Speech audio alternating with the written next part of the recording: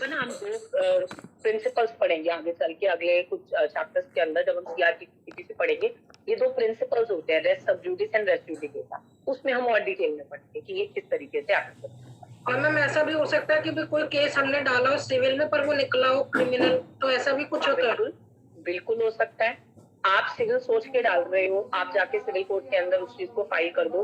अब ये कोर्ट की ड्यूटी है कि आपको बताए कि ये सिविल मैटर नहीं है, ये क्रिमिनल। बीइंग एन इंडिविजुअल मुझे ये एक बेनिफिट ऑफ डाउट दे दिया जाता है कि मुझे नहीं पता कि ये सिविल है या क्रिमिनल, हालांकि मेरे लॉयर को पता होना चाहिए। उससे भी गलती अगर हो गई तो अल्टीमेट रिस्पॉन्सिबिलिटी कोर्ट की है। तो कोर्ट को का ये काम है कि वो आपके केस को फिर एक्चुअली के अंदर वहां पे ट्रांसफर करेगा जिस जुरिस्डिक्शन के अंदर वो कोर्ट आता है, या तो वो खुद कर देगा या आपको बता दे कि आप इस केस को वहां पे जाके फाइल करो। और अगर कोर्ट ने नहीं किया और केस अपने पास ले लिया तो कोर्ट ने अपने जुरिस्डिक्शन को एक्सीड कर दिया, तो now court has to bear the penalty. और जितना टाइम आपका बर्बाद हुआ वो सारा का सारा टाइम आपको एक तरीके से अलाउ कर दिया जाता है in the cases of limitation, वो टाइम आपका एक्सटेंड हो जाता है।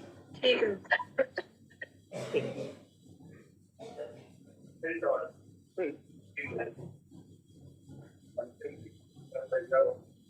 Consenting, then you have to prove. अगर आप प्रूव कर दोगे तो फिर वो चीज के अंदर आप अपील कर सकते हैं, but again you have to prove कि इधर कोर्जन अनड्यू इंसेस्ट व्हाटएवर द प्रेशर इज, वो you have to prove, but ये बहुत डिफिकल्ट है। हाँ एग्जैक्टली, बिल्कुल। बाद में लोग चेंज कर देते, तो उसके अंदर कई लोग क्या करते हैं, थोड़े से ना केसेस के ना फैक्ट्स को चेंज कर देते और एक तरीके से नया केस फाइल कर देते। क्योंकि आपको फॉर एग्जांपल अगर किसी से बदला लेना है, आपको एक जगह पे नहीं मिला ना, तो आपके पास दूसरे और बड़े सारे तरीके अवेलेबल, तो वो क्या करते हैं कि कुछ चीजें जिन उनको लगता है कि कोर्ट ने छोड़ दी, उन्हीं पॉइंट्स को पकड़ के नया केस फाइल कर, अपील नहीं कर सकते, नया केस फाइल कर, तो वहां पे ये काम। Next point says the high courts have jurisdiction to enforce the fundamental rights and certain other purposes. ये जो word लिखता है certain other purposes, इसमें हमने क्या पढ़ा था? Legal rights. Article 226 में हमने पढ़ा fundamental rights as well as the legal rights. High courts can also hear references made by the income tax tribunal, income tax appellate tribunal under the income tax act and the other tribunals. अच्छा ये word क्या लिखा है? Hear references. References का मतलब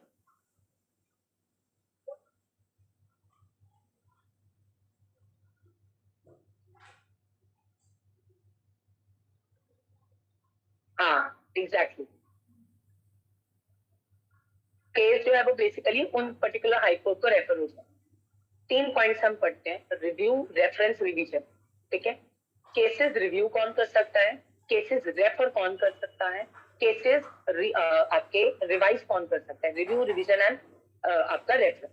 ये section 113, 114, 115 of CrPC, ये हम सीपीसी हम डिटेल में पढ़ेंगे अगले जो हम चैप्टर पढ़ेंगे। इंपॉर्टेंट भी है, इसका डिफरेंस बिटवीन वगैरह भी पूछ दिया। एक तरीका होता है रिव्यू करने का। रिव्यू करने का मतलब जब कोर्ट को खुद को लगता है ना कि मैंने जो जजमेंट दिया उसमें गलती, तो कोर्ट अपने ही केस को खुद रिव्यू करता है। या फिर अगर पार्टी को लगता है जिनके फेवर में या कॉन्फ्लिक्ट के अंदर आया, उनको लगता है कि कोई चीज में ना कोर्ट ने गलती कर दी, हम अपील नहीं करें, हम कोर्ट को एक एप्लीकेशन देते हैं कि सर अपना जजमेंट जो है ना रिव्यू करो एक बार, क्या आपने क्या लिखा है, वो हो सकता है। दूसरा रेफरेंस, रेफर करने का मतलब जैसे बताया कि कोई एक कोर्ट दूसरे कोर्ट को अपना केस रेफर कर। अब यहाँ पे दो चीजें होती, एक रेफरेंस होती है सिर्फ और सिर्फ उनको ओपिनियन लेने के, कि देखो अगर आपके पास एक केस आता है तो आप क्या जजमेंट, वो अपना ओपिनियन दे देंगे, ओपिनियन मानना ना मानना अगेन किसके ऊपर है, कोर्ट के ऊपर। और एक होता है कि वो उठा के केस अपना किसी दूसरे कोर्ट को दे देते हैं कि अब हमारे अंदर नहीं लड़ा जाएगा, आपके अंदर ही केस लड़ा। हाई कोर्ट्स के साथ में ये काम होता है, क्योंकि हमने क्या पढ़ा, जैसे एनजीटी बताया मैंने आपको, स्टैट बताया, ये और जो एनसीएलटी और एनसीएलटी है, ये जो कोर्ट्स हैं ये इक्विवेलेंट टू हाई कोर्ट, तो ये अपने केसेस किसको रेफर कर सकते हैं, हाई कोर्ट। वो डिपेंडिंग अपॉन देयर जुरिस्डिक्शन, जहां का भी केस होगा उस पर्टिकुलर हाई कोर्ट को they can refer their cases. Directly भी रेफर हो सकते हैं और जस्ट फॉर देयर ओपिनियन और द रेफरेंसेस पर्पसेस भी उनको केसेस रेफर हो सकते हैं।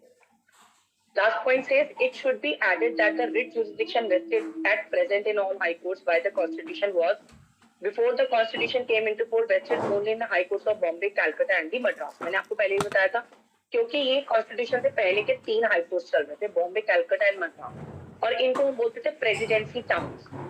अब ये प्रेसिडेंसी टाउन का कॉन्सेप्ट नहीं है हमारे यहाँ, अब ये कॉन्स्टिट्यूशन आने के बाद में हटा दिया, किसी किसी जगह में ना लॉ में आप आज भी देखोगे वर्ड यूज होगा, बट वो इसीलिए क्योंकि हमने पुराना लॉ एज इट इज वहीं पे अडॉप्ट किया होगा और वर्ड्स को चेंज नहीं। अदरवाइज अभी अलग अलग कॉन्सेप्ट है, अभी प्रेसिडेंसी टाउन का कॉन्सेप्ट नहीं है, now there is a concept of states and the union territory and the central government. तो उसी के अकॉर्डिंगली ये चलेगा। पहले सिर्फ 3 थे, कॉन्स्टिट्यूशन आने के बाद में ये और बन के 25 इन टोटल हाई कोर्ट जो है वो कर दी। पहले के पास में भी थी और करंटली हर हाई कोर्ट के पास में रिट जुरिस्डिक्शन है अंडर आर्टिकल 226। नेक्स्ट आते हैं सबऑर्डिनेट कोर्ट्स। सबऑर्डिनेट कोर्ट्स के अंदर देखो लिखा है there are various subordinate civil and the criminal courts. जैसे फॉर एग्जांपल फैमिली कोर्ट्स हो गए, ठीक है, छोटे मोटे केसेस के कोर्ट्स हो गए, ये सब लोअर लेवल के ऊपर है। और ये आपको इसी तरीके के केसेस मिलेंगे जो कि सिविल भी मैटर हैंडल करते हैं और क्रिमिनल भी हैंडल करते हैं। ओरिजिनल एंड अपीलेट, अब जैसे हमारा जो डिस्ट्रिक्ट कोर्ट है वो ओरिजिनल भी करता है और अपीलेट भी करता है। Functioning under ordinary law, they have been created not under the constitution but under the laws of the competent legislature। अच्छा, हाई कोर्ट सुप्रीम कोर्ट किसके थ्रू बने हैं? कॉन्स्टिट्यूशन। बट जो लोअर कोर्ट्स है किसके थ्रू बने हैं? Depending upon the requirements of the cases, अलग अलग लॉ ने अलग अलग कोर्ट्स हमारे ट्रिब्यूनल्स बना के हमको देती है। Civil courts are created mostly under the civil courts act of each state. Criminal courts are created mainly under the code of criminal procedure. तो ये सीआरपीसी तो हमारे कोर्स में दिया है और उसमें ये हायरार्की पूरी दी हुई है। एक बार डिटेल में हम वहां पे भी पढ़ेंगे, वहां मजिस्ट्रेट और जजेस की भी हायरार्की को डिटेल में पढ़ेंगे। नेक्स्ट आगे अब इन्होंने ना बाइफरकेट कर दिया डिपेंडिंग अपॉन द कैटेगरी कि सिविल कोर्ट्स होते हैं और क्रिमिनल कोर्ट्स होते हैं। कौन से?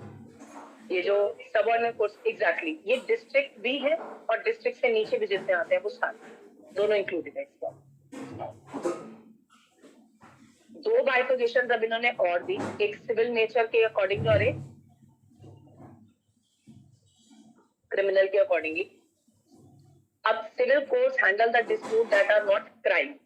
One of the stupidest definitions मुझे लगता है ऐसी होती है जब ने ये लिखा होता है public company which is not a private company, bailable offence which is not a non bailable offence. ऐसे करके बड़ी सारी डेफिनेशंस मिलेंगी कि एक चीज को पढ़ने के लिए आपको पहले दूसरी चीज पढ़नी पड़ेगी, देन आपको पता चलेगा कि उसका रीजन है क्योंकि आईपीसी ने ना सिर्फ क्राइम बताया। वो कहते हैं कि जो आईपीसी में आ गया वो क्राइम है, उसके बाद जो आ गया वो सब क्या है आपका सिविल। इसलिए इन्होंने वर्ड क्या लिखा, civil are those which are not crime. तो जो केस उसके अंडर नहीं आता आईपीसी के under, these are all of the civil nature. In each district there is a district court presided by the district जज with a number of additional district judges attached to the court। अच्छा, ये जो district जज लिखा हुआ है ये appoint किए जाते हैं बाय द हाई कोर्ट। उस पर्टिकुलर एरिया का जो भी हाई कोर्ट होगा जो स्टेट का, वो जजेस अपॉइंट करते हैं डिस्ट्रिक्ट कोर्ट के जजेस को। अब होता क्या है कि depending upon the number of cases, एक स्टेट में आपको एक डिस्ट्रिक्ट कोर्ट भी मिल सकता है, एक से ज्यादा भी मिल सकता है। अब दिल्ली में बहुत सारे मिलेंगे, बहुत सारे, ये 30,000 ही चले जाओ यहाँ मिल जाएंगे, पटियाला हाउस कोर्ट चले जाओ वहां मिल जाएंगे, रोहिणी कोर्ट चले जाओ, कलकदुमा कोर्ट चले जाओ। There are number of district because territory बड़ी और यहाँ पे केसेस बहुत सारे। तो सिविल और क्रिमिनल केसेस के लिए यहाँ पे डिस्ट्रिक्ट कोर्ट आपको कई सारे और लोअर लेवल के ऊपर भी बहुत सारे केसेस आपको यहाँ पे मिल सकते। तो depending upon the requirement, depending upon the jurisdiction, एक स्टेट में एक से ज्यादा डिस्ट्रिक्ट कोर्ट भी हो सकते हैं और 2 स्टेट्स मिलके भी एक डिस्ट्रिक्ट कोर्ट के अंदर आ सकती है। अगर वहां की टेरिटरी कम है, cases of number of cases बहुत कम है, तो अलग अलग कोर्ट अपॉइंट करने की जरूरत नहीं। तो उसी एक डिस्ट्रिक्ट को आप अथॉरिटी दे दो कि वो एक से ज्यादा स्टेट को हैंडल करे। और ये जो लिखा है इन्होंने वर्ड डिस्ट्रिक्ट जज, एडिशनल डिस्ट्रिक्ट जज, ये अब उनकी रैंक है। जज अपॉइंट किया जाएगा, उसके नीचे एडिशनल जजेस होते हैं, इस तरीके से अलग अलग रैंक के अकॉर्डिंगली वहां पे अपॉइंट किए जाते। Next is the criminal court, a court that has jurisdiction to try and punish offenders against the criminal। तो क्रिमिनल कोर्ट्स वो बने जहाँ पे हम क्राइम के अगेंस्ट में कोई भी केस फाइल करते हैं और वहां पे उनको ऑफेंडर्स को पनिशमेंट दी जाती है as per the IPC. Criminal courts in India primarily consist of the magistrate and the court of session. अब ये एक नया वर्ड है बीच में, कोर्ट ऑफ सेशन, या फिर एक वर्ड हम इसको और पढ़ लेते हैं, सेशन कोर्ट ऑफ सेशन बोलो, सेशन कोर्ट। ये क्या होता है, कोई आइडिया? तो कितना कम रात को क्या ये अलग से है या ये जो एग्जिस्टिंग कोर्ट होते हैं उन्हीं को हमने एक और नाम दिया, कोर्ट ऑफ सेशन या सेशन कोर्ट?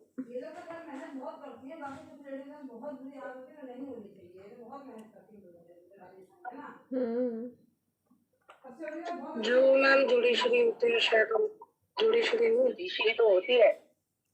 डिस्ट्रिक्ट कोर्ट जब क्रिमिनल नेचर का केस हैंडल करता है then it is known as the session court और द कोर्ट ऑफ सेशन। जब तक वो सिविल कर रहा है तब तक के लिए हम वर्ड डिस्ट्रिक्ट यूज कर लेते हैं, सबऑर्डिनेट यूज कर लेते हैं, होता सेम, सिर्फ उसको बाइफर्गेट इसमें कर दिया depending upon the nature of the civil है या क्रिमिनल। कोर्ट वही, कोर्ट में कोई वेरिएशन नहीं।